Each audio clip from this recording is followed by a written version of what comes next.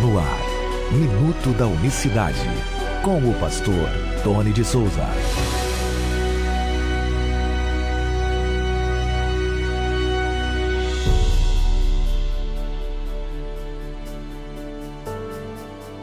Olá, queridos, graça e paz da parte do nosso grande Deus e Salvador Jesus Cristo. Sejam bem-vindos a mais uma edição do Minuto da Unicidade. Nesta quinta-feira, dia 1º de maio de 2025, é feriado. Um abraço a você que é trabalhador, né? Trabalhador brasileiro, Dia do Trabalhador. Agora também, parabéns para você, evidentemente, e parabéns àqueles que trabalham para o reino. Fazem aí um trabalho excelente no reino dos céus.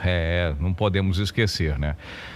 Meus irmãos, vamos continuar falando um pouco sobre João 17. Tem muita coisa muitos detalhes, né? Neste precioso capítulo, onde o Senhor Jesus faz a oração pelos seus discípulos, que a gente precisa considerar do ponto de vista da unicidade de Deus. Aliás, é com a unicidade que devemos lançar o nosso olhar sobre esse texto. Sempre com a unicidade de Deus na cabeça. Nós estamos acostumados, por questão, eu sempre falo isso, né, de uma colonização evangélica trinitária. Nós fomos instruídos desde pequeno, através dos programas de rádio, televisão, das mensagens, sempre fomos direcionados a olhar para os textos. É quase que inato isso, né? Quase que automático. A pessoa olha para o texto já com a mente trinitária. É assim ou não é? Até mesmo por termos sido colonizados, evangelizados a partir da doutrina trinitária, até mesmo nós unicistas, se não ficarmos atentos, nós vamos olhar para esses textos sempre com o olhar trinitário, né? Por isso que às vezes temos dúvidas, né? Estou falando no modo geral, né? Se é que você me entenda. É sempre bom, por isso, olharmos para os textos sempre com a visão unicista. Aí você nunca vai ter dúvida, por mais difícil de compreensão possa ter um texto. Você vai sempre doutrinar a mente das pessoas. Eu acho que é isso que precisa ser feito no nosso meio unicista. E aí fica uma sugestão não é crítica, uma sugestão para todos os líderes unicistas que me ouvem aqui. Abro esse parênteses. Vamos ensinar o nosso povo a olhar para os textos bíblicos sempre com a mente unicista, sempre com a mente pautada na doutrina bíblica monoteísta. O monoteísmo unicista. Se as escolas dominical, se as grandes instituições do nosso país, as igrejas, né, as denominações unicistas, ensinarem que devemos olhar para os textos sempre com a mente unicista, não importa quão complexo possa ser o tema, vamos mudar, né? Daqui a alguns anos, as pessoas vão olhar para os textos, automaticamente já serão direcionados para a unicidade e vão saber entender perfeitamente, compreender. É uma questão didática isso, e muito importante a gente insistir nessa tecla, viu? Por exemplo, a oração do Senhor Jesus, continua ele orando para os discípulos. Dei-lhes a tua palavra e o mundo os odiou, porque não são do mundo, assim como eu não sou do mundo. Não peço que os tires do mundo, mas que os livres do mal. Não são do mundo, como eu do mundo não sou. Santifica-os na tua verdade, a tua palavra é a verdade. Eu estou lendo a partir do verso 14, tá? João 17, verso 14. Aí no verso 16, ele diz: assim como tu me enviastes ao mundo, também eu os enviei ao mundo. Verso 18, olha só que interessante essa oração do Senhor Jesus, né?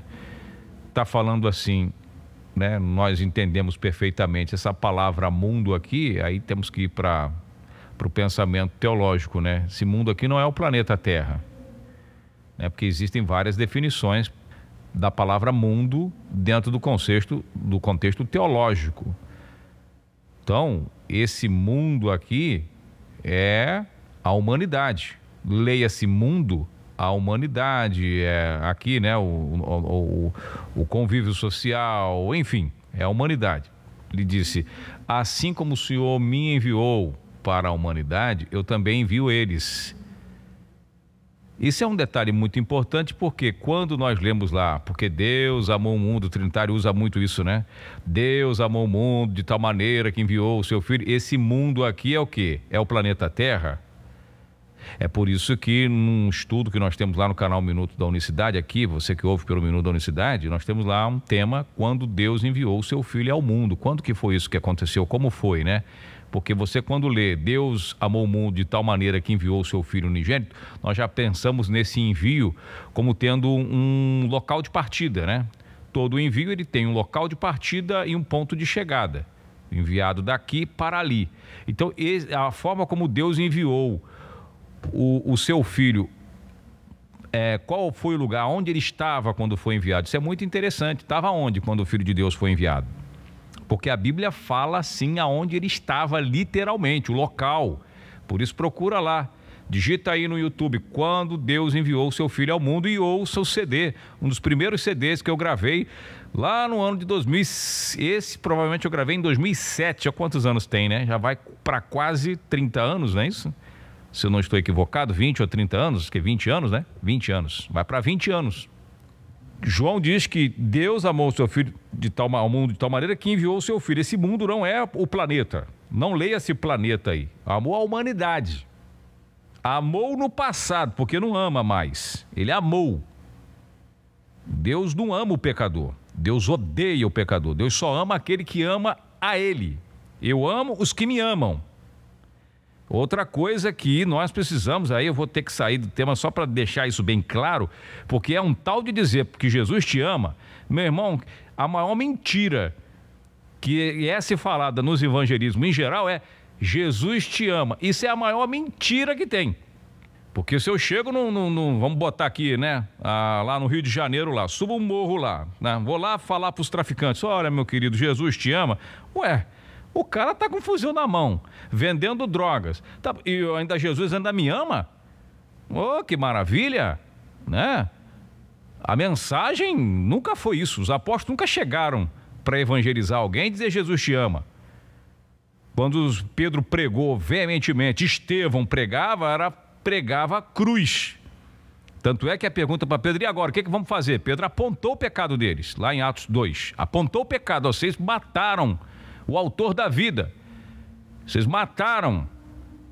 Chamaram para responsabilidade. Nada de passar a mão nos egos de ninguém. Oh, você é tão importante que Deus te ama, mesmo que você fazendo um monte aí, né?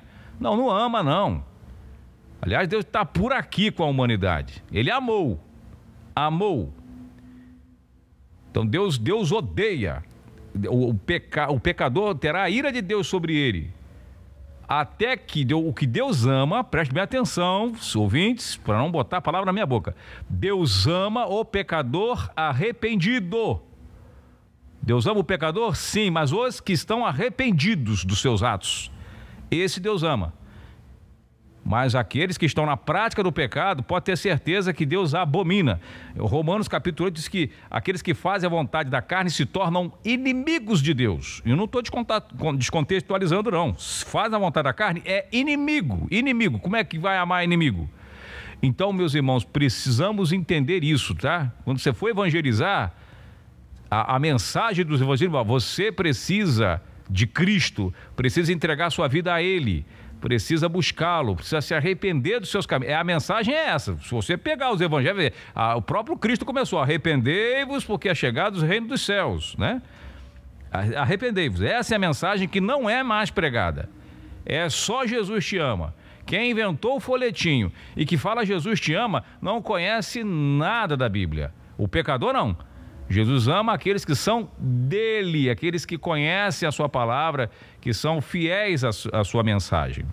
Voltando ao tema, olha como que dá uma polêmica boa isso aí, né? Mas é bom fechar esse parênteses, mas depois você estuda sobre isso, estude mesmo. Eu tenho um estudo sobre essa questão, se Deus ama o pecador. Olha, eu tenho um esboço lá forte e incontestável. Deus não ama o pecador, não ama mesmo. Deus amou no passado, amou ao ponto de se entregar por nós na cruz. Aí quem pisa o sangue dele, quem dá a mínima para esse sacrifício, né? Tá nem aí pro que ele fez, né? Como uma pessoa, às vezes fui evangelizar uma pessoa, eu não mandei ele morrer por mim, morreu porque quis. Imagina você ouvindo isso, né? Quer dizer, a Bíblia diz, Pedro fala que os anjos almejaram evangelizar e pregar, mas Deus confiou isso a nós. Imagina um anjo que está na presença de Deus o tempo inteiro, ouve um ser humano, um comedor de arroz com feijão, falar assim, eu não mandei ele morrer por mim, morreu porque ele quis. Aí Deus manda a gente pregar, por quê? Porque a gente é igual, né? Todo mundo, então é da mesma classe, né? A gente tem misericórdia, ouve isso, não gosta, mas entende o ser humano perfeitamente e acaba exercendo mais empatia, porque um anjo ouvindo um negócio desse, mas pega a espada e corta na cabeça na hora, né? E manda direto, que então vai logo, né? Mas Deus confiou a nós a palavra da reconciliação, por isso que eu estou aqui falando com você. Voltando ao tema, por que Jesus foi enviado ao mundo e ele ora para os discípulos, ele ora, na sua oração ele está falando, assim como tu me enviaste ao mundo, eu enviei eles também. Ora, se Jesus foi enviado do céu para cá, se há um envio do céu para a terra, então nós teríamos que ir lá para cima também para sermos enviados. Simples. E nesse CD de mensagem, lá que eu falo, que eu cito, eu falo isso no final da mensagem, eu cito esse texto. Então, assim como tu me enviou, eu envio eles. Onde é que eles estavam quando foram enviados? Onde é que eles estavam quando foram enviados? Porque Jesus está falando da mesma forma, assim, igual. Como tu me enviou, eu vou enviar eles. Eu enviei eles. Veja que maravilha. Então, esse envio, a Bíblia diz o dia, a hora, o local, a data, né? Onde ele estava quando foi enviado. Não lá de cima. Isso é importante a gente ter, porque aí você vai compreendendo. Por isso que o mundo nos odeia, por isso que as pessoas nos odeiam, né? Aquelas que estão presas ao sistema. Porque nós não somos daqui, não podemos nos comportar como sendo um deles. Por isso que a mensagem do nome, ela é diferenciada, ela não é aceita, ela é rotulada com um monte de rótulos que o sistema nos colocou, justamente para, né, criar, quando você rotula uma coisa, cria aquela rejeição quase que automática, né? Você é saberianista, você é de Sabério, você é patripacionista, você é isso, começa a rotular aqueles que pensam diferente, justamente para causar uma certa rejeição, né? Não quero ser rotulado igual ele, eu não quero ser ridicularizado igual ele. Mas o Senhor Jesus falando da sua palavra, Deus falando da sua palavra quando foi manifestado em carne, disse, assim como fui enviado, eles também estão sendo enviados. E Jesus estava, vou dizer para você, num sábado, na sinagoga, e disse, hoje eu estou sendo enviado, a partir de agora. Jesus disse isso na sinagoga no sábado, tinha 30 anos, olha a data aí, 30 anos, num sábado, e você vai ler isso lá, eu vou adiantar o seu dever de casa.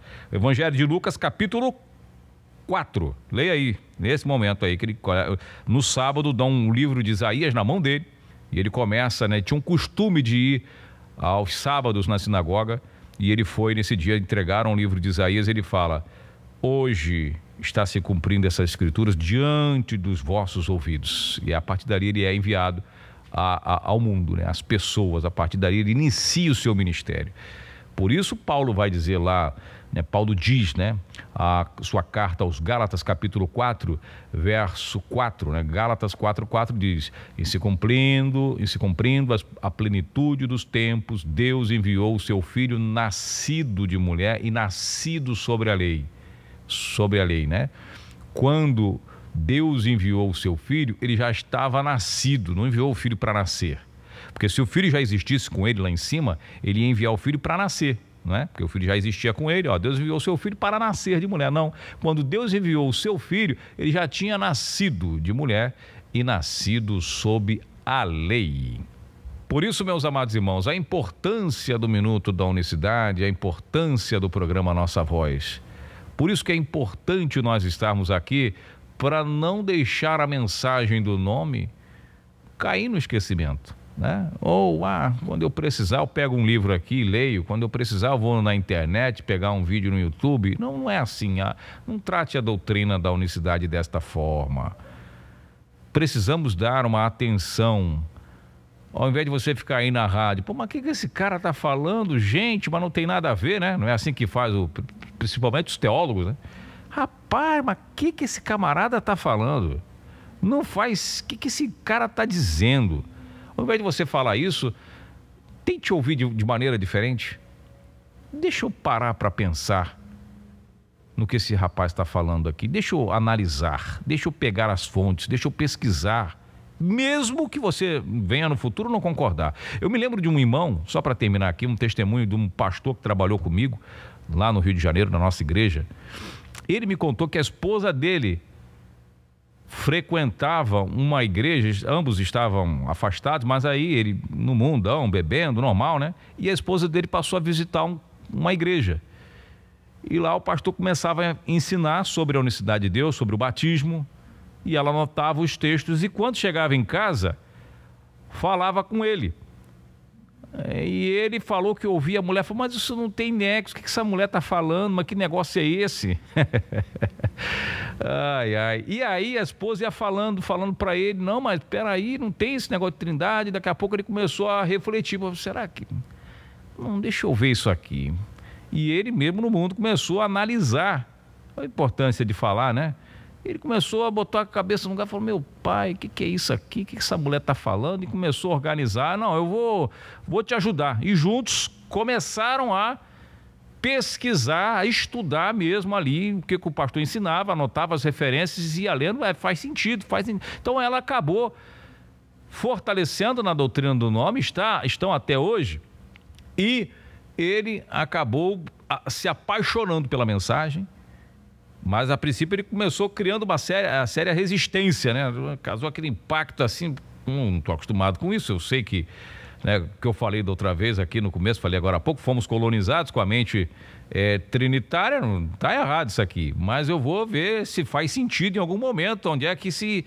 E foi pesquisando, foi para a história, aí começou uma coisa a chamar outra, e livros e a Bíblia, e vamos ver aonde é que faz sentido, e começou realmente a entender, e Deus vai revelando, né? Por isso se cumpre, como se cumpriu na minha vida aquele texto do profeta Isaías, buscar-me-eis e me achareis quando buscardes de todo o coração.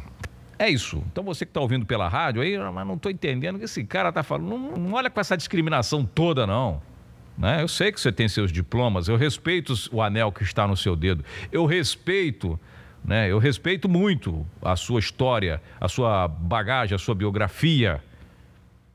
Mas acima disso, eu respeito muito a palavra do Senhor e convido a você a não discriminar o que está sendo falado, né? Como a palavra sempre é anunciada. Vai lá, verifique, analise, não rasga, não cria bloqueio, não. Vá ouvindo, deixa que as coisas vão... a palavra vai falando sempre o seu coração.